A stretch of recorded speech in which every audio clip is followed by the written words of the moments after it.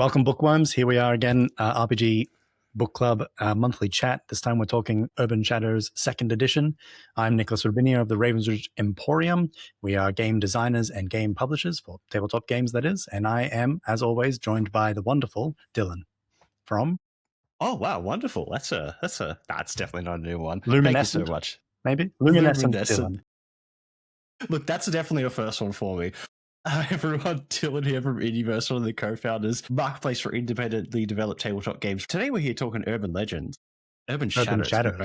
Urban Shadows, Urban Legends. It's probably going to get thrown around. I'm going to call it Urban Legends. At some point, I'm going to get a counter for my mess ups or like of the my mess ups you're talking about. It'll happen. Yeah. How many times I pick up that screwdriver? Yeah, he's just going to sit there looking at you now. You're going to be like, pick me up, play with me. I keep looking at it. Yeah, it's like they're so good to fiddle with. I don't know why. Oh, and you know what? You put it on the ground, the cats are going to start playing with it. It's going to only make it worse. That's right. You've convinced me. I picked it back up. This is great. This is the best intro we've done so far. I think we nailed it. Yeah. 10 out of 10. I think we just call the episode there. That's it. They can't be... all right. Well, as always, we expect that you've read the Quick Start Guide, which is linked in the Bookworms channel down in Ravensridge Emporium. And if you're here listening to this and you're not part of the Discord to check out the monthly TTRPG book club, what are you doing? We'll have links down below. Come join, check it out. Come join the chats. If we've got some cool RPGs, come say hi. Throw some to us. We'd love to share the experience of new games. So yeah, join us. All right. So look, there's some beautiful things before we even get out the gate. PBTA system. Ever since we've only done one system, the Avatar Legends in PBTA, I have just fallen in love with the system itself. After just our conversation, I was kind of on the fence, but I'm so excited to see how this game plays because I'm tempted to run this. I have a couple of ideas for sessions and adventures, whole campaign things I want to be running through this game because it's just so thought-provoking in the way it presents itself. At high level, what do you think, man? Because I've already thrown a lot of what I want out of it. Look, I'm biased. Like I do love my Powered by the Apocalypse games. I enjoy them. I find they're really great for like shorter campaigns, really focused narratives. I think that's really their strength. But right off the bat, Urban Shadows, I think it's probably one of my most favorite Powered by the Apocalypse games yet. And the implementation and the way that they've twisted the framework to serve like this particular genre. And part of that, I think, is because one, it's just firstly a really well-designed PBTA game. So it fits the genre that it's trying to achieve so well. I love that, through the playbooks, through the moves, through the other sort of supplemental systems like debt and stuff that I'm sure we'll talk about.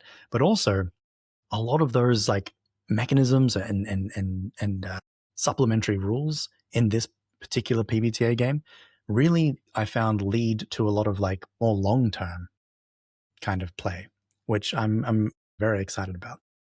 Hey, I'd love to hear about that, especially with your experience about like with running this system as well. Like to me, I can totally see what you mean by it being a short run. Like it's great at facilitating short run systems. A lot of them I've found with like people that I've spoken to who have like done nothing but shout out about the system is like they have a retirement or like an end case for your characters, and it's so well baked into the system. It's not like, avoiding death at every turn like a lot of the power fantasy role-playing games. And I really like that. There's a couple of other games and like systems that I've been really enjoying that sort of bake their retirement or like development into new characters or moving through timelines or whatever like way they want to shuffle through like the person that you're personifying. I really like that for this style of game because it's so much about like the debt and like the like the connection, they're not called families, maybe too much. What is it? Circles and factions. Circles and factions, yeah. Too much. Which is the Vin Diesel movies with the cars and stuff that I've never really seen, but can't get much. Families. Need for Speed? Fast and Furious. Fast and Furious. I'm talking about the video game. I always got those two confused. Need for Speed, Fast and Furious. You know what I mean? Like. Yeah, absolutely, yeah. I'm sure Need for Speed is a movie as well. Someone's going to like roast us for not knowing anything about cars. But look, we know TTRPGs. We don't have to know I played a lot of Need for Speed. Yeah. Most Wanted when I was a kid. Yeah. Most Wanted, that was a banger. That was a real banger, But Urban Shadows right? Days. Yeah. So, I mean, what like, I know that, before we started recording, you were mentioning a lot about the setting. And I have a feeling that you're going to be, you have a lot to say there. Yeah, like this is like for the reference here, like it's going to be just Dylan, like just Dylan face talking for the next 20 minutes, guys. So if you're here for Nick, you look, go grab a cup of tea, coffee, because man, I have a lot to say about it. Modern setting, love magic in like it's not like high fantasy magic, which I think is the big discerning thing that I really enjoy about this system and settings like this. So we were talking about the Dresden Files, which is like a fabulous parallel to this, to the Urban Shadows environment, where magic is not just going to be hand waving. It's not just going to be spells cast and there's no like payoff. There's no setup. There's always like cost, price, and like almost a balance between like what you're doing and the effect it has, not just to obviously like throwing the fireball down the street, but like what that does to the environment around you. Like you're not just sort of like willy-nilly throwing this around, like there's weight to the decisions you're making. And it bakes that into not just like one singular system, but you're constantly like, okay, if I'm gonna, you know, throw over this like grocery store to get the resources I need, like who owns that? Is that going to hurt my relationships with like circles, factions? Is it going to make debt, which is such a massive, it just all just plays into itself so well. I recently was speaking to a fabulous designer, Nora, from Double Summon Games, and one of her biggest pieces of advice that she gave was that think of the goal, what you want from your game before you start putting pen to paper, so that every decision that you make is laser focused on trying to achieve that goal. And this game, I feel like they've just had this, I want to make whatever their idea, their goal is, that has been like post-it noted the middle of every designer, creator, person who's worked on this game's team for the entire development process. Oh my lord. I can't speak enough about like how it feels like there's that pressure to constantly be doing something, moving forward, progressing like your own personal goals, your circle goals. Like I'm excited to run this game beyond just for the setting. And I love what PBTA does, and I haven't even played it, and I already want to run it. It's so, it gets right into the meat of it, and I think that sits with that so well. Yeah. I'm also, who doesn't love modern fantasy? Like I spoke Dresden Files, and like I want to fangirl just for 1 sec of my favorite thing in that book series. That is such a small thing that I think allows, and like it's inspired me to create characters or like magic items and stuff in this setting without it being, again, like that Harry Potter high fantasy wizard just waving hands and it's all okay. So they have in the Dresden Files, Harry has a set of bracelets that slowly store kinetic energy by him moving his hands or arms as he walks, runs, fist fights, whatever he's doing.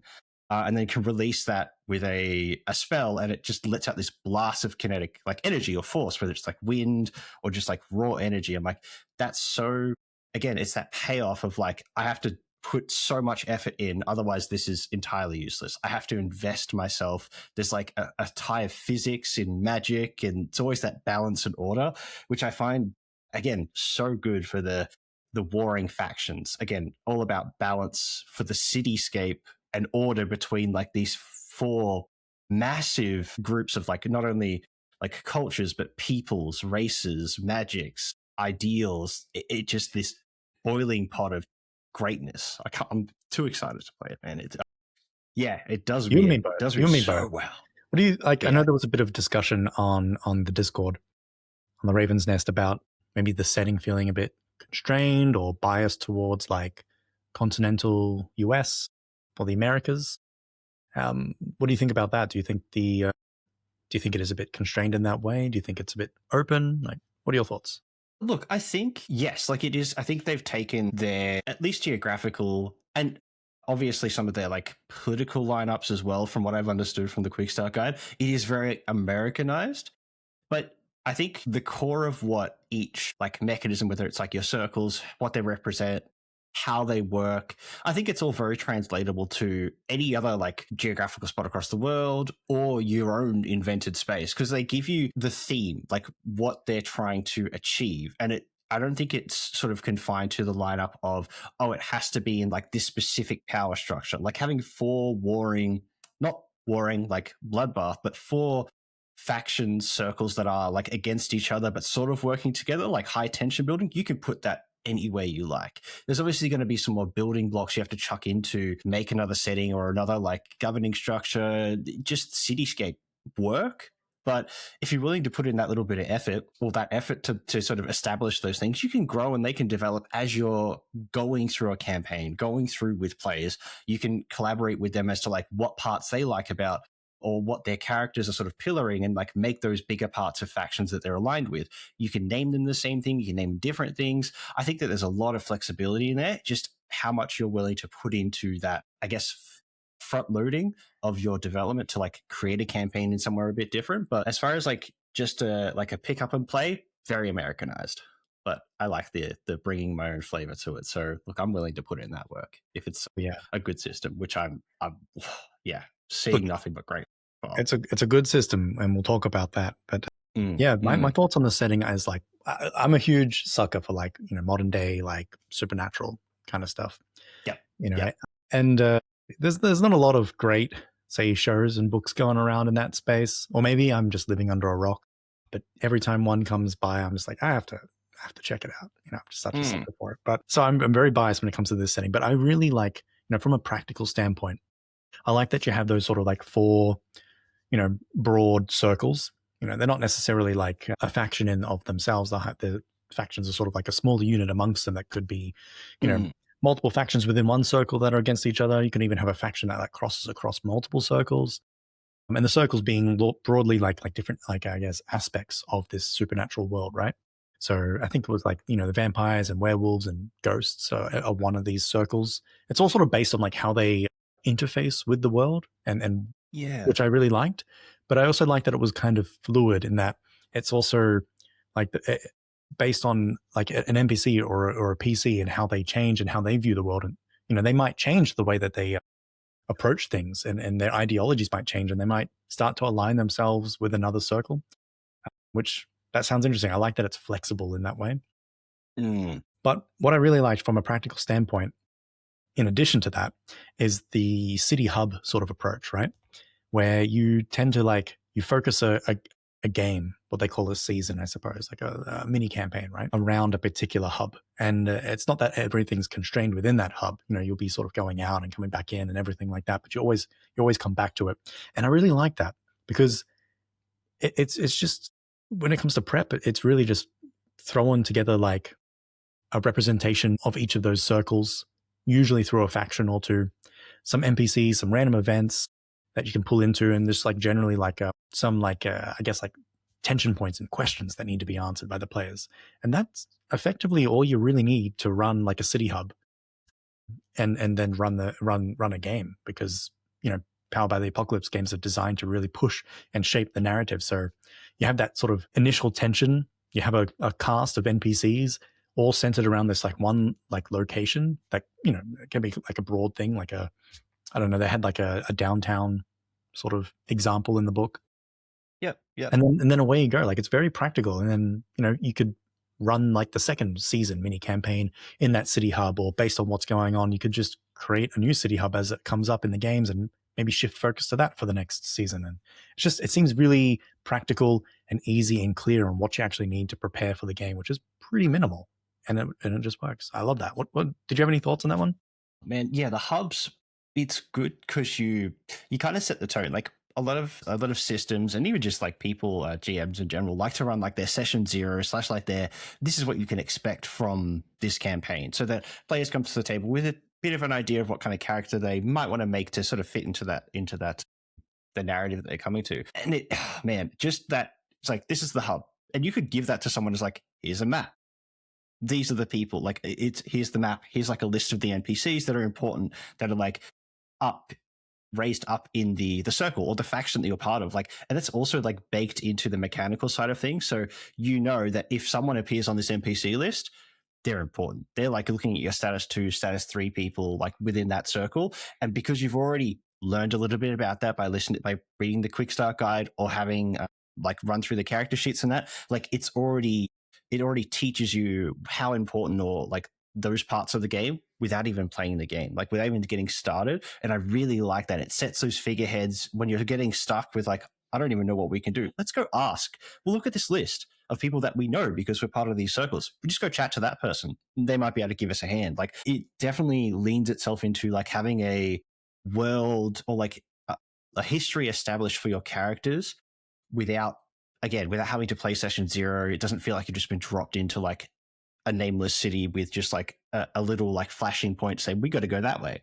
Like, it lets the world like breathe around you in the way the game is just put together, which I love as well. Like the university example that they give in the quick start guide, I was as soon as they sort of started talking about like how the factions work together and how they might influence or like use the environment they're in to further an agendas. And I was like, oh man, I'm so like, I already know exactly like the hook I want for like the Mortalis versus the beast people. So like the vampires and the werewolves, that name slips my mind. The heart. No, the night, that's it. Yeah, I'm like, oh, I already have like so many ideas of like classic fantasy tropes, but in a modern setting where things just get a little bit thrown like the spanner in the works. Oh, I love it. Yeah, I think it's awesome. And it could be anywhere. It could be a mall. It could be like a police precinct. It could be anything. It's very good to, I guess, even for like a GM perspective, that's like the first question you answer. So rather than be like, I have no idea what I want to do, it's sort of like, I only create one thing at a time. I'm like, what's my big focus? How do I start shrinking that down to like people versus buildings versus like locations? Like, I think that's a really good building training tool for like new GMs as well. Really, really interesting. Yeah, definitely really interesting. Every time, like while I was reading this, I was always thinking of examples of things from like the Dresden Files or like Buffy and Angel. Those were the main ones, actually. I feel like there was another, but yeah, you're right. And you mentioned the circle status. I really love, and I think this is one of the really cool strengths of this game. I really love that like every player at the table is very likely going to have like a different status for each of the circles, and that could be like a really good status, like they're well known in the circle of, say, among the wizards or whatever it is. They're not well known at all, or even they're kind of almost hated or ignored, right? And I think what's so good about that is that really just it gives everyone leverage. And so when you are going to go to that guy, it's going to be through that particular character, and that gives that player a lot of power, so that they can start falling into or using this other supplemental rule called debt. They can start getting debt against the other players, right? And when you all create your characters, right, they all start off with debt against each other and everything. But I love that this game doesn't shy away from having the players actually, spend debt or like, want their debt fulfilled or anything like that against each other, and they're making demands of each other. And I think that's really where the heart of Urban Shadows is it's the players actually bouncing off of each other, making demands of each other, getting into debt with each other. And sure, they can do that with the NPCs and the wider world and everything, and that will happen and force things. But I think if for me, if I was GMing this, and I probably will at some point, I would always be like turning it inward, trying to get the players to come good on their debt with each other and make demands of each other. The game just does a lot of this stuff, right? Like, give players a lot of power and a lot of tools to use things, but also at an expense of probably accruing more debt. Sorry, I interrupted you there.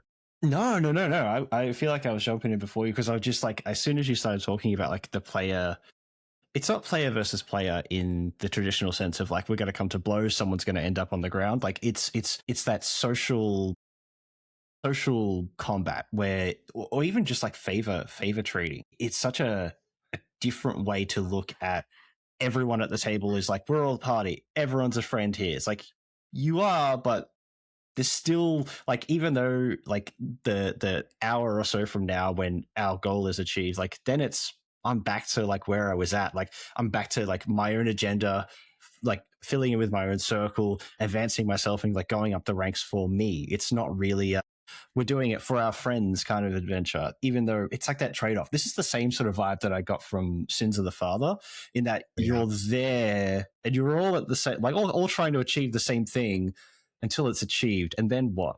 Then like, how close are those ties? And that's what I really enjoyed. And I'm going to jump a little bit ahead, because I think that this is one of the greatest ways to represent that. And it's the intimacy moments. And what I really liked is like, they define it as like, cool, it can be like the really obvious things, like the sex, ritual magic, physical experience, psychic experience, like those like very deep connections between characters.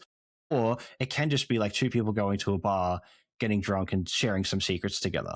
When you're thinking about like the different types of characters, like they facilitate everyone connecting with other people however they connect. And it's all about that connection piece rather than just, I have to do this specific action in order to advance or achieve the goal or make my character better. I thought it was so good. Such a good way to encourage internal roleplay that doesn't always have to be positive. Like you guys could go like a Fight Club equivalent or something. If you got two of like the weapon specialists, and like you guys go to Fight Club and you fisticuffs your way into like a closer relationship because you've done this thing together. It could be anything, and that invites the creativity of like the relationship between not only the archetypes but the people and the characters at the table, which I'm such a fan of. Such a fan of.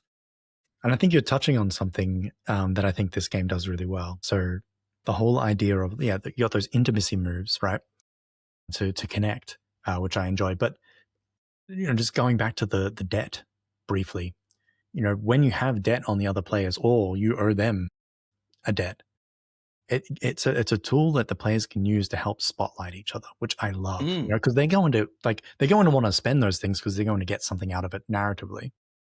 But they're doing that in a way where they're actually giving agency to another player. It's like, okay, you're in the spotlight now. You're in control of this scene. Yes, I've asked you to do this thing, but you can choose how you do it. You can even choose to try to like reject the debt, but just the spotlight has already shifted. And I just love that. I love that there are these mechanisms in here that just naturally are going to encourage players to shift and share the spotlight without it being like this whole like extra rule, if you know what I mean. It's almost like it's like a byproduct of the rule, and it's such a clever one, I think. And I'm sure it was intentional. Yeah. Oh yeah. I think like what I said before, like the goal, whatever their goal was, like it's so in every system. And debt, I think it helps like almost glue together like the second half of the game which is that like at the table experience, the interpersonal in between like the NPCs as well. Like it's not just like, oh, I'm going to cash in for like a stat bonus. It has so many options and inspirations for like what you can do, because they don't think of it like what I love is they don't think about it like it's a tabletop role-playing game. They treat it like a living environment where relationships with like characters are the bread and butter. They very rarely are like, oh yeah, you get bonuses to your rolls. You get something for the person, from the person that you're standing in front of. It all feeds back into like your reputation in the various circles, because you have to, when it comes down to like character advancement, right? The one of the carrots, or one of the big carrots from a mechanical standpoint, you have to interact with all of the other circles in some way, interface with them in order to gain advancement. But in doing so, you're also going to be getting a lot more like narrative opportunities as well.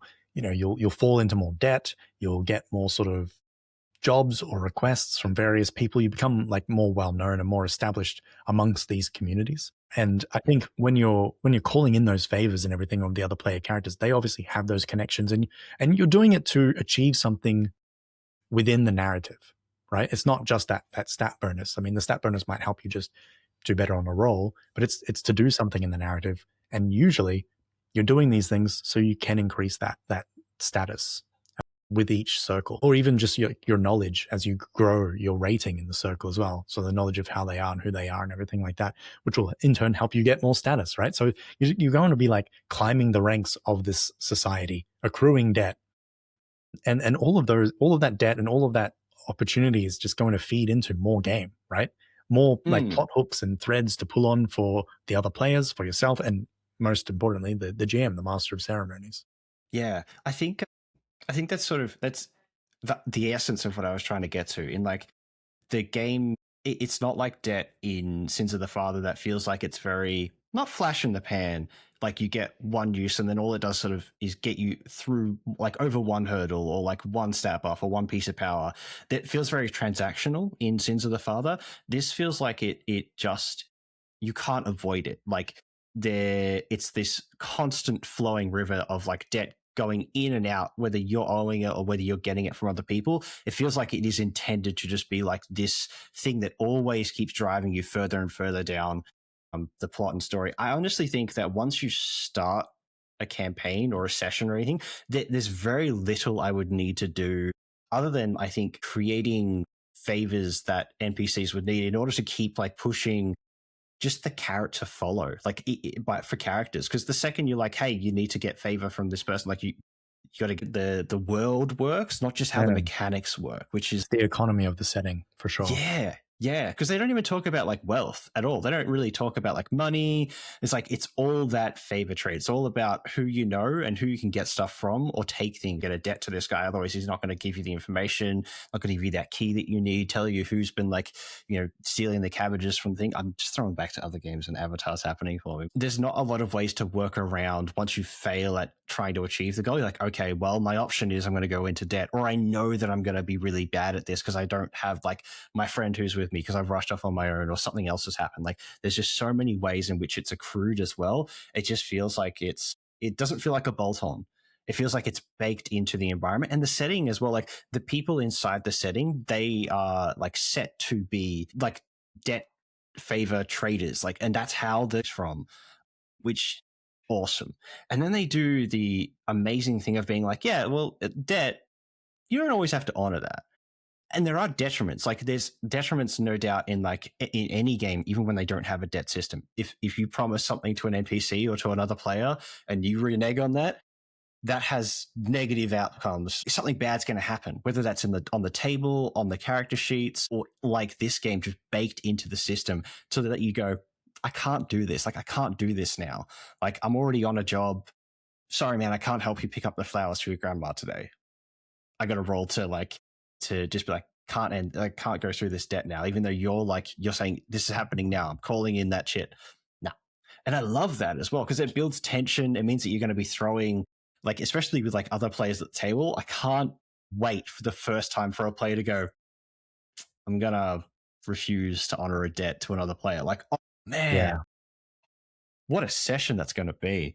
Like the daggers across the table or through the camera to the other people. Like, oh man, exciting. That would be so good. And you know what would be, I think it would be even better because like, the higher your status is within various circles, the easier it is for you to actually just refuse to honor debts, particularly for people that are lower status in that circle. And I want that moment where from two people in the same circle, but one is like a higher status. And yeah, there's going to be so much tension between those two players and it'll come out in such a fun way. And like it's that thing of like gaining power, even if it's not physical, like it just has like that ego associated with it. Like you feel there's going to be that feeling at the table as well. It's like this character is better, therefore they don't have to do this thing. It drives like growth from another character to get up the ranks in that circle. Like, yeah, I'm really big fan. And you can hold that over people as well. Like that's the things like you don't even need to accrue debt. You can use it as ways to like motivate people to like act the way you do. I really see the power of like a high intelligence, high charisma character that can almost be the puppeteer. And they shine it through with one of the archetypes, which was the imp, where you own an establishment. I'm like, oh, they have thought about like the two extremes of, I guess there's three extremes because you've got magic thrown in there as well. As like you've got the smarts guy, you've got the brawler, and then you've got the like folk wizard wild card in the middle that just sort of like can throw spanners in the works, let alone all the creatures. The flavor of sessions is just I can't even begin to wonder. Like I feel like I'm going to have the most improv in any game system I've ever run by running this game because of just how the debt is going to like push and pull the narrative and like where we're going, who we're helping, what we're doing. Oh, it's again, it's that focus. It's goal-driven development that you could taste it in this book.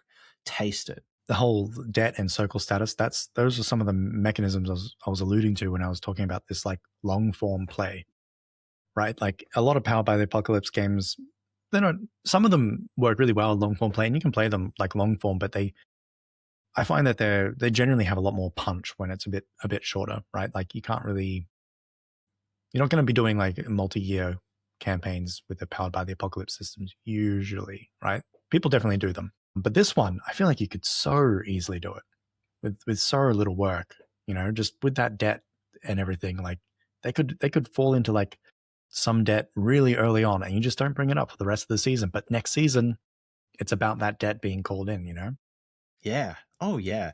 And I cannot see a circumstance just because of how easily it can be accrued, literally by just existing, by surviving the city, you're going to be accruing debt. You're going to be gaining it. You're going to be taking it from other people. Like, there's no way to get a clean slate. I don't foresee. So there's always going to be those threads, and like you say, they are for the next session. They are for the next adventure, the next problem to deal with. I was just talking to a friend of ours today, and they were like, "Oh, what? Like, how do you do like the map and that? Like, how does that sort of like shift and shuffle?" I would love to do, and I mean, maybe I make it in Cartograph a new map because it's always an easy way for me to make my own maps and do some cool stuff. You guys should check it out. It's a really cool game. Shameless plug. Look, I'm getting better at it. Brandon did a great job making Cartograph. It's an excellent one. Yeah, no, yeah, absolutely did. But I want to make a map that does that, like living, breathing of like every street corner, every block is owned by somebody, and you've got like these 4 moving, colored in this amount of like the red, the purple, the blue, and like having like streets move up and down, like where that territory moves and shuffles, and how players can influence that.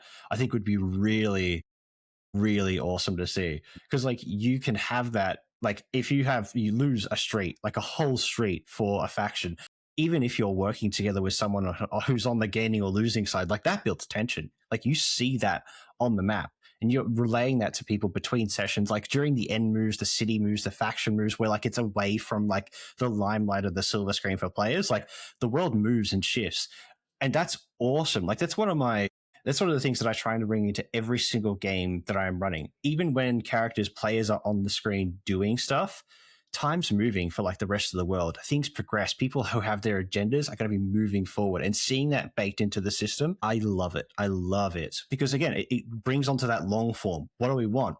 More territory. Like, and that's such an easy goal to just put anything you like onto what that looks like as to how you gain more, you take more. I would love, and that's yeah, very cool. Was there territory in Open Shadows? Can't remember. No, I don't. They don't really talk about it as like a representation as like there's this line on the map. Yeah, I'd love to, because it adds that. You see it. You can see how your faction is faring based on everything that's happening. And like if you say you've got debt, you got 3 people calling in debt, and they're from different circles. You're not aligned to any of them, and you're like, cool, well, what do I want to look for? Who's causing the most problems for the faction that I'm part of? I can look at the map as like even if I forget everything else, or I'm a new player, that alone can set the picture for like, oh, what do they control? And that can be things like not even just like the city blocks themselves, but the industries in those cities, the peoples, the places, the things that you can get when you have that part of the city. Like it could be you get better access to medical care. Your circle owns where the biggest hospitals are. You have access to like the port, so you get like import stuff, you get weird exotic weapons, magic items, ritual items. Like there's so much that you can put into just like what exists in a city, in the city that you want to build. A new industry you feel like want to bring up in the city because someone's discovered something. Make a new industrial sector, make new places in that city that are exciting, that are worth a lot just for the fact that they exist, that other factions are going to be, or circles are going to be like, I want a piece of that. However I can get it. Like, so much in that political side intrigue that I'm like, they call it political, and it is, because you're obviously warring between factions. Huge like drama side things as well, beyond like what happens at the table between like 5-6 people in this city. It's so inspiring to make something just like the feeling of like re-watching or playing like Cyberpunk, where like it's our city and like you can make it your own, and like how you like attack gaining that power and influence. I even want to play 4 or 5, like have a group of like non-aligned players, like they are circleless to start, and then where do you want to go? Who do you want to play? Who do you want to side with based on the missions you go on, the stuff you do, the people you interact with? Did you ever play Blades in the Dark? No, not yet. Okay, because you were describing to a T what that game is all about. And I Man, I think need to get on I that. think you I should would get on love that. it. It's really Yeah. good. It's really good because it's all about Yeah. you essentially have your own faction, your own gang, and Mm. you are in the city and you're essentially trying to accrue power, become the most powerful faction. You're actually taking like territory from other factions and everything like that. That game is very Mm. focused on that kind of play, and I think you should definitely check it out. Okay. We have reviewed one that sort of gave me the same vibes, but I think it was less. It was just more about accruing money, not really about like influence and power. And I'm trying to. It was the one where death was use money for instead of XP. It No, I was don't hyper think so. violent. Everyone's playing like roguish murderers. It's all hyper violence. Swivers, however you Slivers, pronounce it. yes. Yeah, that was inspired, I believe, by Blades in the Dark. It was like a more old school, traditional take on what Blades in the Dark does. Because Blades in the Dark is, I guess they call it Forge in the Dark. It's kind of like an offshoot of Powered by the Apocalypse. It takes that kind of same narrative focused ethos that we see with these kinds of games, but it's changed it a little bit in a way. I've seen it described where like with Powered by the Apocalypse games, you have your moves, right? And they're like list of moves. Whereas in Forged in the Dark games, they're kind of like move generators in a way. Like it's more like it's a blending of like traditional stat rolling with the move kind of system in terms of like creating that gradient of success and driving the narrative forwards and twisting and turning. Really good. Highly recommend you check it out because that's exactly what you're describing there. But with Urban Shadows, I don't know. I wonder how that would go. I feel like you need the circles to have status initially. Yeah, yeah. Like, I feel like people need to have those connections to the tools to play with things. Maybe it's the session 0.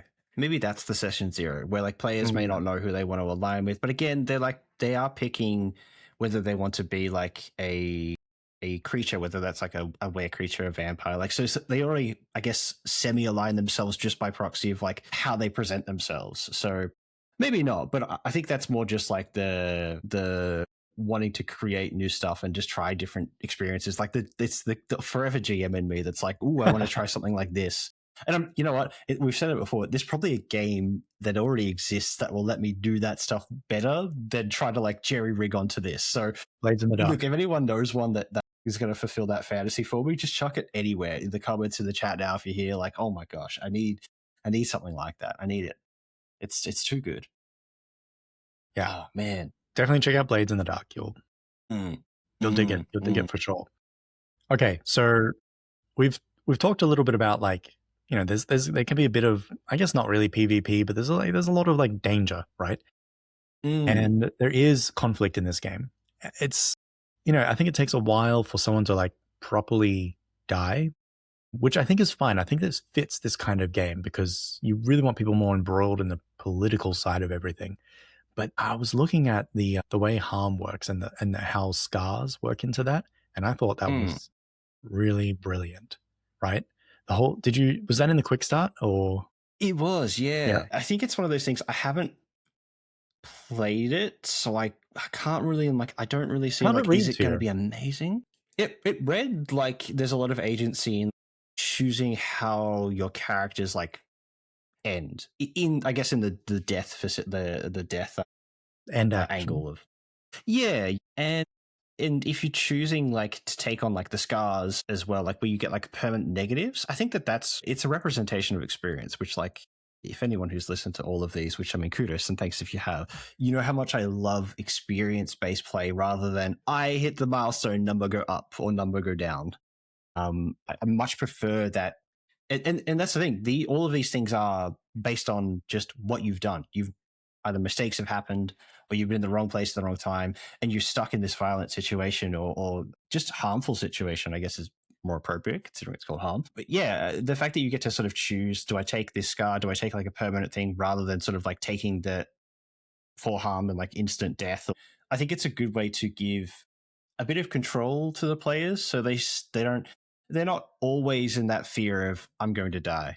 And it's not really in my control when I die because I can't control the dice rolls or the DMs deciding to target with like attacks abilities or like just the environment itself. So I like it on paper. Yeah. It's something I really want to play with and sort of see how players utilize it. And I think different types of players would utilize it in different ways. I can definitely see from like a number crunch min maxer them using it to like prolong the life or like the suffering of their characters so that they can go through and be as big and influential and powerful as they want to be. But I also see it being like a Perfect. massive story piece Yeah. as well. Of like, there's nothing better than, well, it's heartbreaking. We all hate losing characters, but when your character dies in like a momentous way, like just a way that like is, you remember those. Like they're some of the best sessions you have, as much as they hurt and they suck. My favorite one personally is my first session of Curse of Strahd, or second. I got paralyzed from the waist down. Rest of that campaign, chaos incarnate. But that loss, and they didn't even die. I got asked if they wanted to change character. I'm like, no. Like those pain points are the things that make good stories. So yeah, having that power to control that narrative for yourself, I'm a fan. Haven't been given that control myself.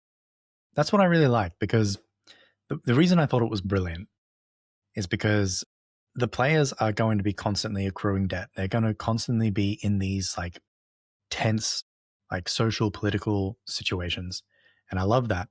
But at every turn, the players have choice, and the scars represent some of the agency that they have there. And that's what I love so much, because it by allowing them to like choose to take that scar, you know, and they might just leave it until they get to like max harm, or they might take it a bit earlier if they're like, and ideally, I think that's probably what will happen. Like when they're within the narrative itself and they're doing something that's incredibly important, they've called in debts for this thing to be here.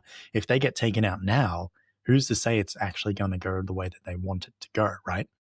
So they might be like, okay, it's not this harm I'm about to take is not going to take me down, but I could choose to take a scar, a permanent sort of mark against me, and it will reduce the stat by 1, but that's really not a big deal in these kinds of games. But it's memorable, you know, and it's going to sort of define the character as well. It's going to be a great moment, I think, and I just love that they just have the choice to do that. I thought it was so clean and so interesting to do that. And we will talk about corruption in a moment, which is another one of those agency things. But you touched on like the end moves, which I thought were really cool. This was probably one of my favorite parts of the system, where like each playbook has an end move, and you know it's going to. I don't think they'll come up too often, right? But when they do come up, it's going to permanently change another character potentially. And I think that is really, really cool. Like for instance, I forget what it is, but it's essentially like the one of the human sort of characters. Their end move is triggered when they die, right? Mm. And they can request another one of the player characters to be like a guardian for their sort of 3 like mortal connections that they have. Right. And you know, the other player character can refuse, and they'll gain like this corruption thing that we haven't chatted about, which I think is great. But they can also accept that. And then all of a sudden, like you could end up with like this vampire character, right? Who's like incredibly like maybe bloodthirsty or something, but maybe they had a really strong connection with this character. And now they've been charged with protecting these 3 mortals, right? Mm. And how's that going to work with the debts that they have? All of a sudden they have this whole other dimension that the player can play with, all from like this one player like dying and choosing them. And I think that's really cool. It leaves like a kind of legacy of the characters that pass, and it makes you kind of excited to push them towards those kinds of moments. It's some of the things that I really enjoy about like those collaborative building, world building, narrative building, role playing games like Ether talk about. But I love how that gives you so little for a GM, but allows like players to bring in and describe your environments, describe how like what's happening in the game. And this sort of it bakes it into like as a mechanical role play. It fits into all the pillars of like what makes role playing games great, and it like takes some of that weight off a GM who has to like think about all the like repercussions, like for all the debt that's going around, finding repercussions or like actions / reactions for all of them would just be a nightmare to track. But the fact that they're so ingrained to each player that they're invested in either getting rid of that debt or cashing it in, like no one's going to forget who owes them something or who they owe something to. Like I feel like it's always going to be like that little thing that's like gnawing on the back of your neck, like this needs to go, or I have to get rid of this guy. It just means that like the investment of the players in the game, I think, is so like it's unavoidable. Not that we think that players are like going to be tuned out while they're playing whatever TTRPG, but to like really hone in on like, yeah, you're going to be you're gonna be tied into this game. You're gonna know everything about like the people around you. The NPCs are never gonna be nameless people that you just roll up again to. You're gonna be like, I know this guy. And it's good. It feels really good to like the table play. And that's just one, like looking after one thing. And that's one type of person. As you've got like I don't know, a hitman.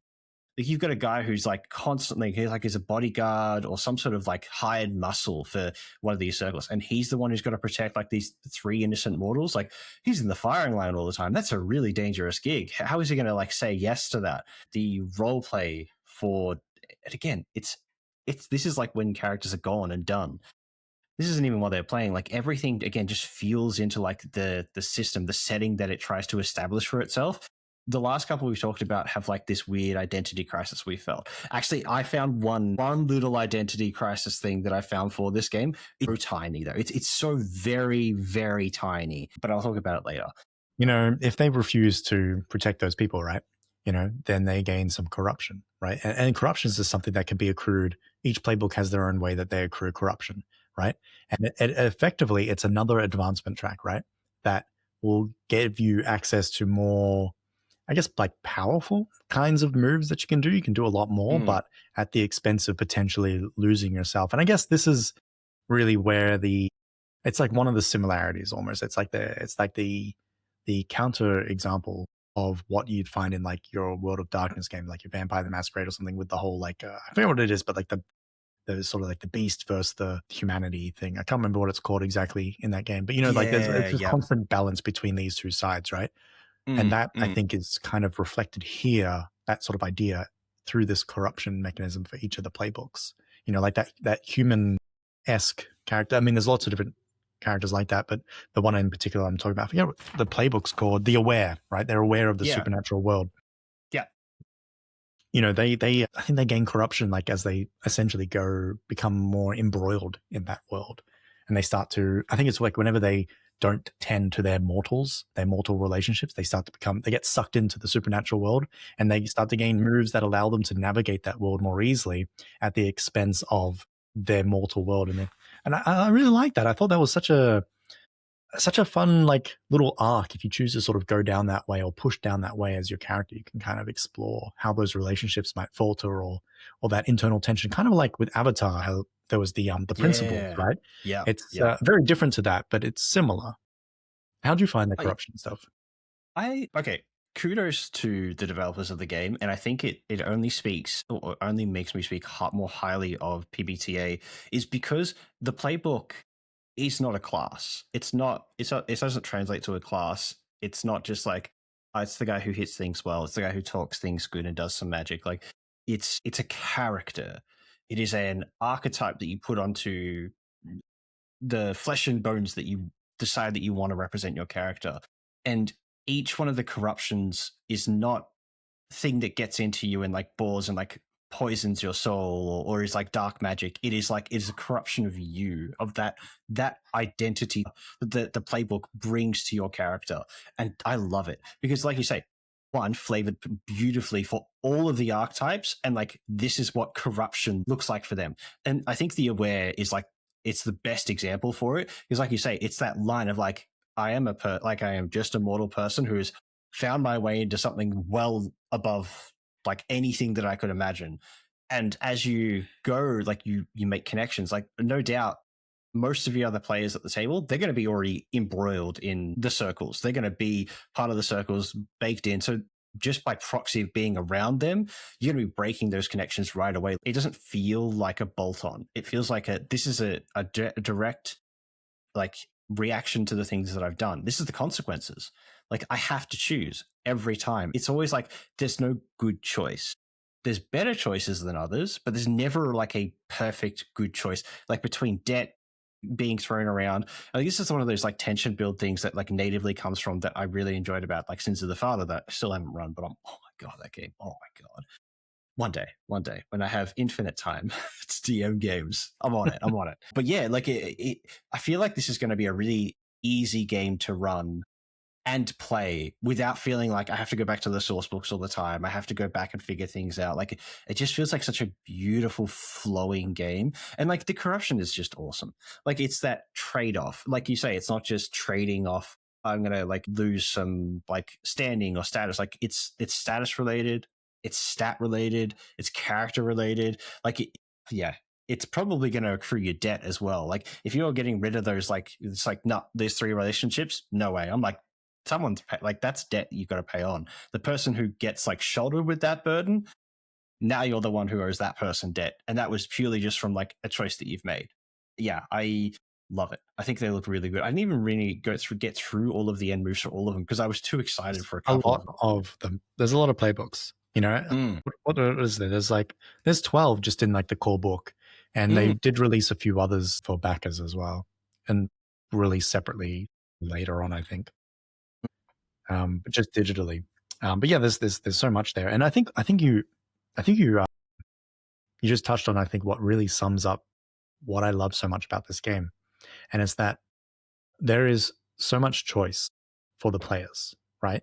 They are So in much. full control, right? And all of their decisions are bad, right? They're not necessarily worse than each other. They're not necessarily better than each other. It's the choice, and they're all bad, and it's your choice to make. And I just love that. You really make your own bed in this, and then you pass on your problems to someone else when your character dies. And I just love that. You're in constant debt, literally, with this game, and I love that. I would love to, and like just inspired by my like 13, 14 books deep of the Dresden Files to play a bunch of like just humans in this environment, having to deal with everything and anything that you can throw at them.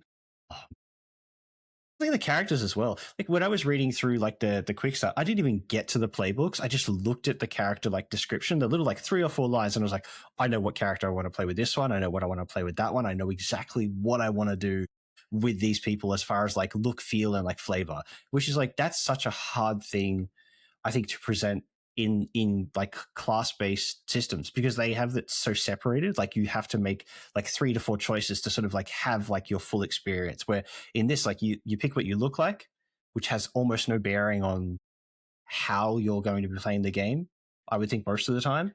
And then you have like this massive archetype that's so got so many layers to it that aren't just like you're like violent in this way, you are always like acting in this way. They give you like a really good broad archetype to work with that you can just bring your own flavor. You think I need more PBTA games in my life? I think you Honestly, do. I think you really need. I'll run the Avatar one for you at some point. We need to actually play some games together. yeah, I know, right? We spent so much time talking about them when we never play. Remember, like that's most people I know who do TTRPGs anyway. I think I'm like at playing something every 2. I'm playing Cosmere every 2 weeks at the moment, which is it's so good. I really have to check that one out. It's on the list, right? It's in the voting pool right now, like the immediate voting pool. So one day, this month, maybe it might get picked by me even. It might, yeah. It was your suggestion. It was my suggestion. It's just that like there's so many like it's like that I know quite a bit about it already, so I'm like, yeah, I'd love to talk about it. But it's always like the new shiny thing when I'm like, I mean, like Colossal was, I couldn't turn away, and this as well. As soon as I looked at it, I'm like, I see Dresden, and I have to like sink my teeth into it. When you mentioned like your potential idea of like wanting to play like some Mortals or something in the Dresden Files, like I feel like you could really do like the police department as like the hub almost. Or part of the hub, one of the locations there. That'd be pretty cool. Yeah, because then you can run as like some of the like the brawlers. They're going to be cops or like people who are in the precinct. You can have private investigators, which are like your wizards, your social guys. Like there's so many options for it, and this is like shouting out that hub again. A hub is like it doesn't like limit what you can do or like what kind of characters you could be in. Like we talked about universities, I'm like, you could have anything, like any academia. You could have people on research. You could have an accountant as like someone in there as if you really wanted to, as like their normal day-to-day job. Like the circles, like how do they like access the knowledge of all these students? How do they find the people they want to bring into that circle? Do they have teachers that are running classes to assess like the people who are like tuned in with magic to be part of the circle? Like there's such depth as like underhanded stuff that's really on the face of it all. Like, oh man, I think making a hub would be one of the most enjoyable constantly growing creations I would have when running or creating for this game. And a university or like a police precinct, like you say, so rich. And as it grows and changes, it can grow and change the hub as well. Mm. You get a new wing on the university. You have new classes. You have new things coming through. New professors. The police can we got a new task force. We now have like riot control stuff because the city's getting out of hand. We can send in SWAT. Maybe one of the players is one of those team members. Like the world's your oyster.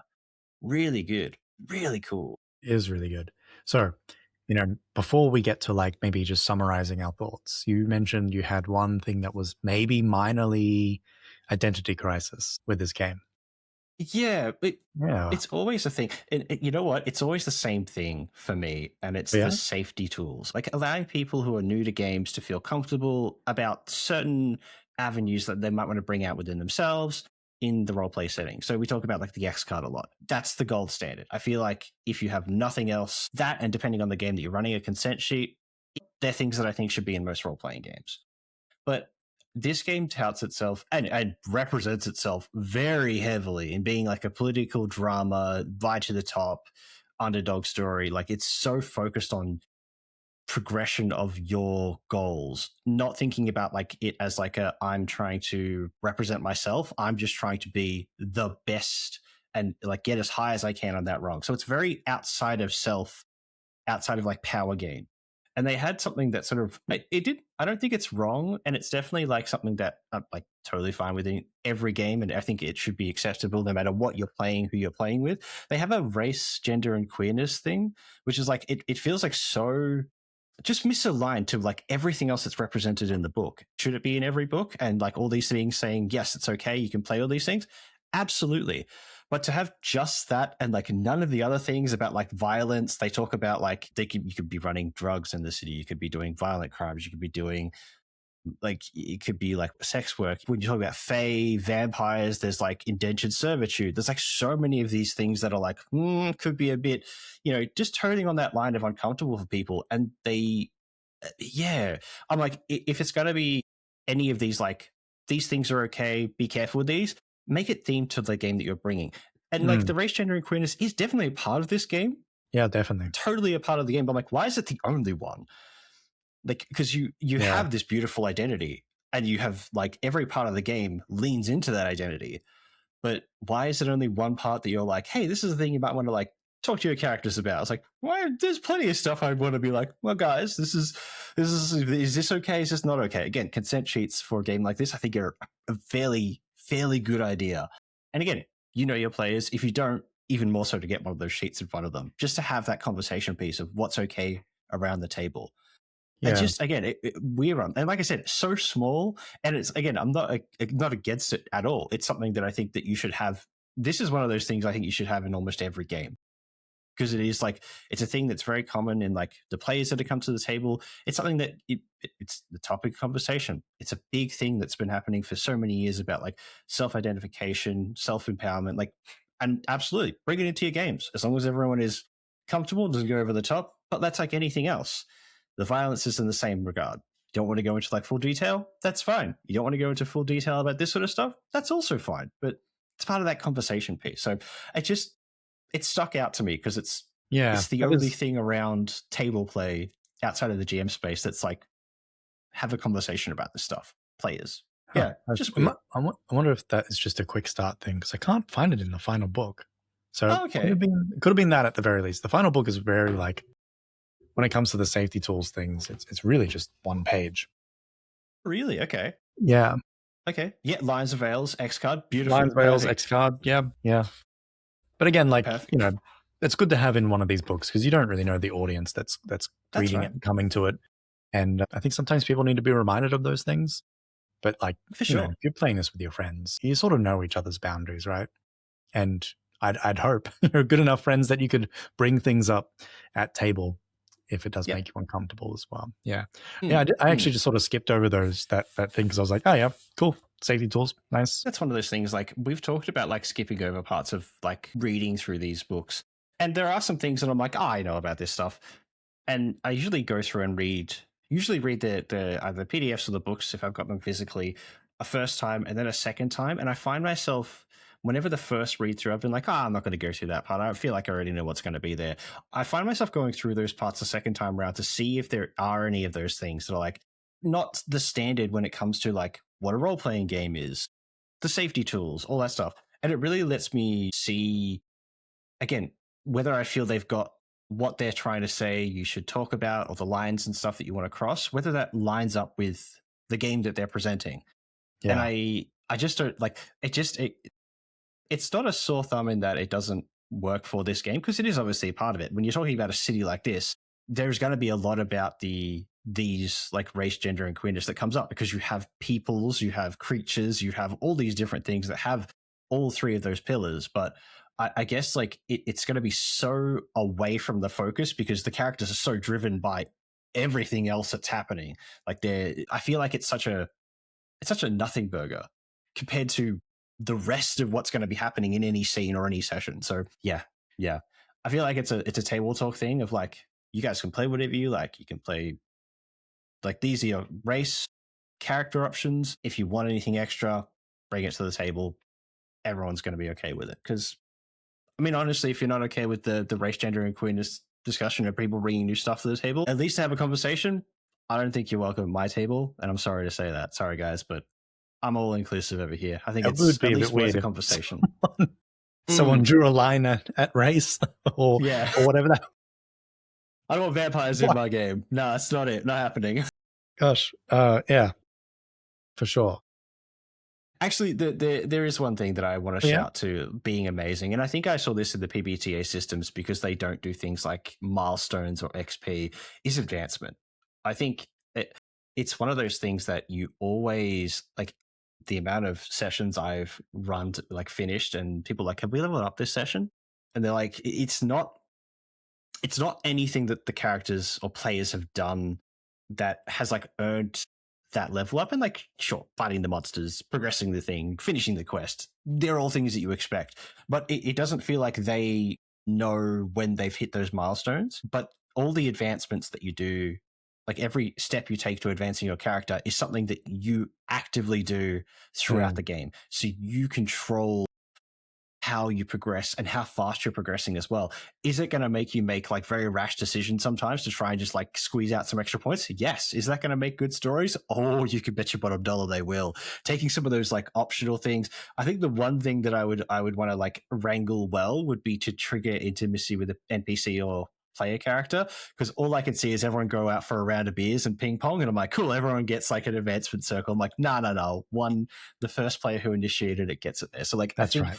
And that would just be like a table talk thing of like, you guys are all going to just be like skipping merrily. Like, what happens at the table is going to be like, no, you guys aren't going to go out and have a beer afterwards because you spent the whole afternoon yelling at each other. Like the intimacy is distinct for each playbook as well. That's true, yeah. So it is going to feel different, I think, regardless, and will probably lend itself to different environments.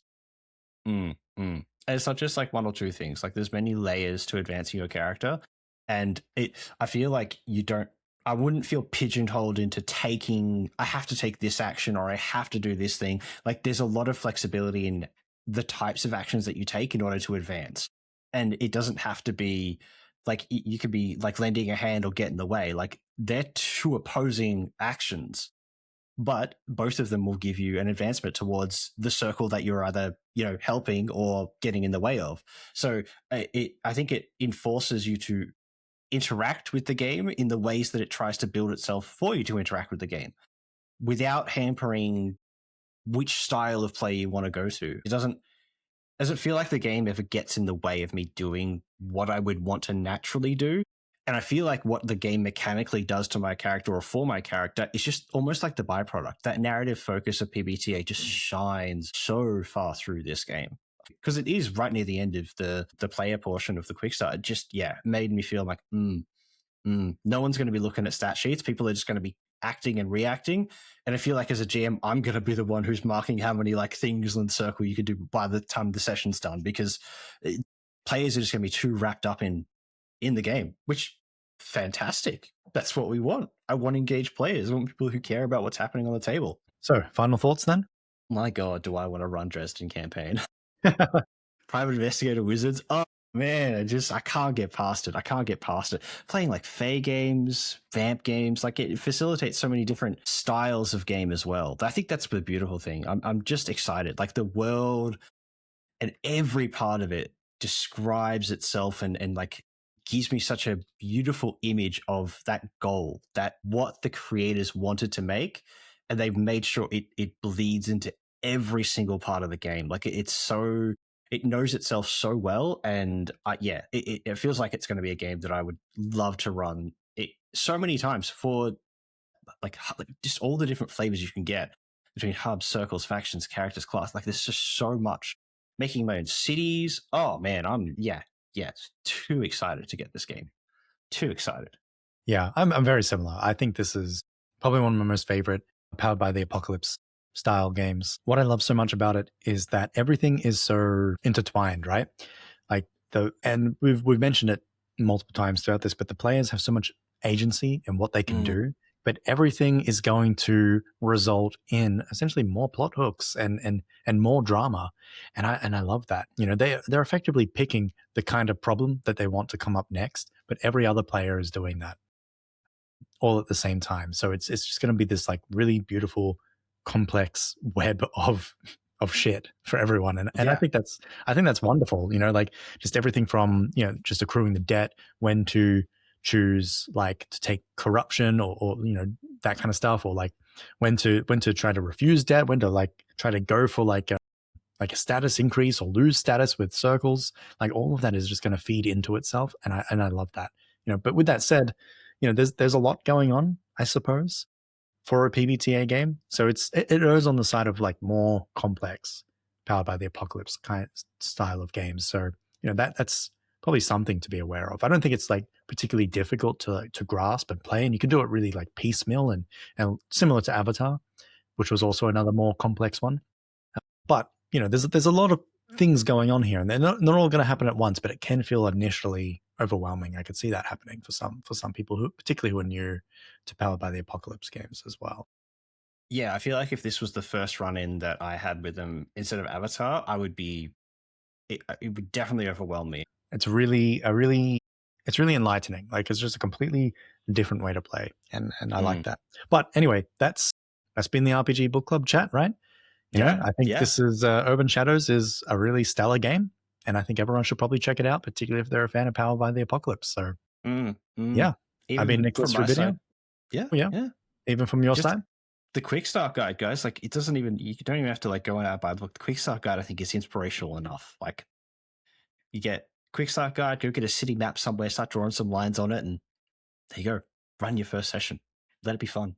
And that wraps us for this month. This has been the RPG Book Club. We've been talking Urban Shadows. It's been, oh my god, so fantastic. So grab it, absolutely grab it. Next month, I'm excited to see what's in there. I know we've got Cosmere, we've got Ritama, and whatever else might come out. Another third really one I'll randomly select from the list. Yeah. I'm excited. So if you haven't checked out the previous ones we've done, there's a lot of good roleplay games we covered. And like every tabletop video roleplay game, there's millions more to go through. So we're excited to go through some more. I have been Dylan, a co-founder of Indievest.io, the world's first and only online marketplace where you can get all the latest tabletop and role-playing games from amazing independent creators. Where we try and support and give back to the community. Yeah. And I'm joined, as always, by the lovely Nicholas Rubinio. That's right. From the Ravenswood Emporium, a director and one of the game designers there, and currently working on 1000 Rats Devour a City. And some other cool projects that you told me, I guess, alluded to last time that are apparently right up my alley that I'm so keen to get my hands on. You mentioned horror, and so I'm working on some horror stuff at the moment. Yeah. Sign me up. Plus the Court of the Rain expansion too. All right. Well, that's us for this month. We'll see you next month, whether it's in the audience, in the comments. But yeah, let us know what you think. If you've played Urban Shadows, love to hear your experiences on it, about some of the stuff that we were like, oh, not too sure about. But that's all we've got for this month. We'll see you next time. Bye, everyone.